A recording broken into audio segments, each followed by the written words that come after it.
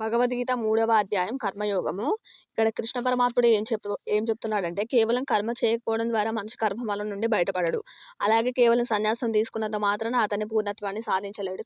మంచి కర్మలు చేస్తే మోక్షాన్ని కూడా పొందొచ్చు. ఉదాహరణకు పెళ్లి చేసుకున్న పిల్లల్ని కానీ వారిని కృష్ణ భక్తిలో ఇస్తే వారికి ఖచ్చితంగా మోక్షం లభిస్తుంది.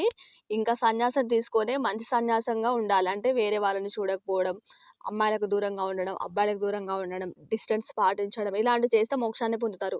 సన్యాసం తీసుకున్న వారు కూడా కొంతమంది వేరే వేరేగా రకాలుగా ఉంటారు. అలాంటి వారు ఉండకూడదు. అలాంటి వారు పూర్ణత్వాన్ని పొందలేడని మనకి ఇక్కడ శ్రీకృష్ణ పరమాత్ముడు చెప్తున్నాడు.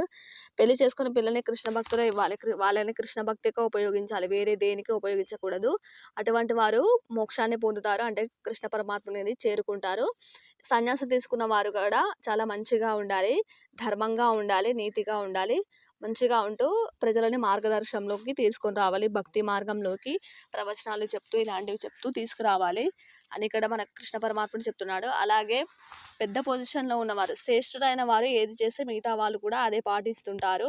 కొంతమంది మంచి చేస్తే వారిని అనుసరిస్తూ మామూలు వాళ్ళు కూడా ఫాలో అవుతుంటారు. కాబట్టి మనం ఎప్పుడు మంచి కర్మలనే చేస్తూ ఉండాలి. ఇక్కడ ఏంటంటే మనం తెలుసుకోవాల్సింది, ధర్మానికి విరుద్ధంగా ప్రవర్తించే వారిని మనం నిర్మూలించాలి. ధర్మానికి సహకరించే వారిని మనం సపోర్ట్ చేస్తూ ఉండాలి. డిస్కరేజ్ చేయకూడదు. నువ్వు ఇంకా బాగా చేయాలి, ఇంకా బాగా చేస్తూ ఉండాలి, మేము నీకు సపోర్ట్ చేస్తుంటామని అనాలి. కానీ మనమే దానిని కాంట్రవర్ట్ చేసుకుంటూ దానిని మనం రూమర్స్గా స్ప్రెడ్ చేస్తూ మనం వారిని వ్యతిరేకించకూడదు. మనం ధర్మానికి సహాయం చేయాలి. జంతువునాం నరజన్మ దుర్లభము అన్నారు శంకరాచార్యుల వారు. అంటే జంతువుల కంటే మానవ జన్మ గొప్పది. ఎందుకంటే జంతువులు ఆలోచించలేవు, వాటికి ఆలోచన శక్తి ఉండదు. కాబట్టి మనుషులు చాలా గొప్పవారు. మనుషులు ఆలోచన అనే శక్తిని ఉపయోగించాలి, వాటిని ధర్మ మార్గంలో పెట్టాలి. అందుకే అప్పుడు మనకు శంకరాచార్యుల వారు చెప్తూ ఉంటారు.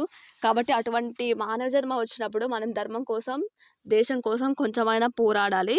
ఇక్కడ కృష్ణ పరమాత్ముడు కూడా అదే చెప్తున్నాడు. సన్యాసం తీసుకున్నంత మాత్రాన మోక్షాన్ని పొందలేరు. కర్మని వదిలిపెట్టినంత మాత్రాన మోక్షాన్ని వదిలిపెట్టరు. ఎవరి కర్మలను వారు చేస్తూ ఉండాలి, ఎవరి బాధ్యతలను వారు నిర్వర్తిస్తూ ఉండాలని 3వ అధ్యాయం కర్మయోగంలో మనకి ఇక్కడ చెప్పబడింది. హరే కృష్ణ.